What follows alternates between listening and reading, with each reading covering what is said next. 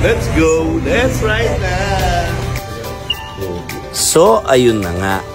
At dumating na tayo dito sa Honda Big Bikes Mindanao Avenue. At ayan, niyakap at hinalikan ko na yung bago nating motorsiklo na ibinigay sa atin ni Wiltech Group of Companies. Ayan.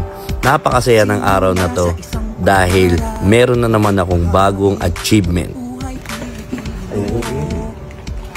Dadali siya sa secret passage. So, abangan nyo ko rin. Hindi nyo makikita sa secret passage. Let's go. So, ito na nga yung bago nating Honda Africa Twin Battle Hopper 2.0. Ayan, 2024 model ng Honda Africa Twin 1100cc. Ayan, napakasaya. May bago na naman akong Battle Hopper. Guys, dito tayo sa Honda Big Bikes Mindanao Ave. Ayan. Iuuwi na natin si Battle Hopper 2.0. Ayan, nandun siya.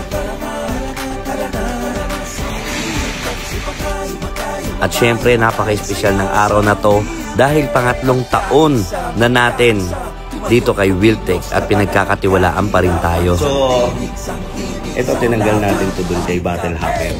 Igakabit natin kay 2.0. Ayan, dahil ito yung quad lock natin na nakakabit dun sa dati nating Africa Twin. So, igakabit natin sa bago. Tipid, value meal. Let's go! 5.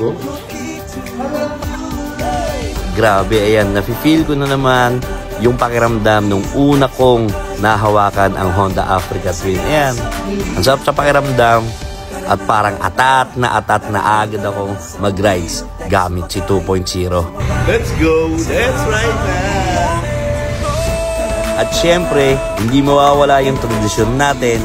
Nalalagyan natin ng sticker natin yung bago nating motorsiklo at dinidikit na natin yung General Kamote TV sticker.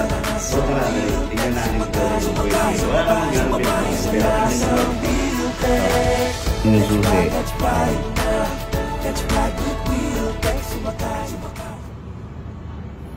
Diba? Ayan, ito yung panel. Ayan yung panel niya. Ito, ano yan? Pera sign. Ito, tingnan nyo. Tingnan nyo to. 0 pa lang tinatakbo. 0. Ayan. Ito yung panel, ha? Nakaturing mode. Tapos wala tayong gasolina. So, papagas agad tayo.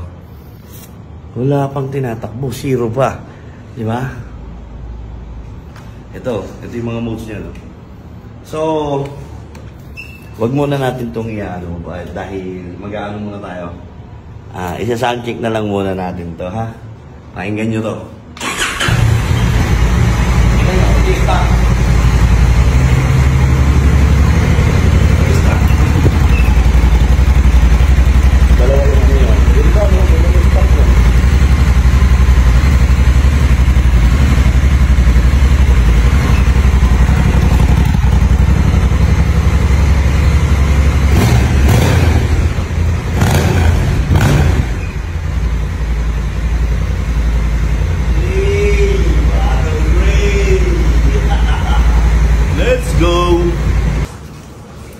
Ibababa na sa sikretong lagusan.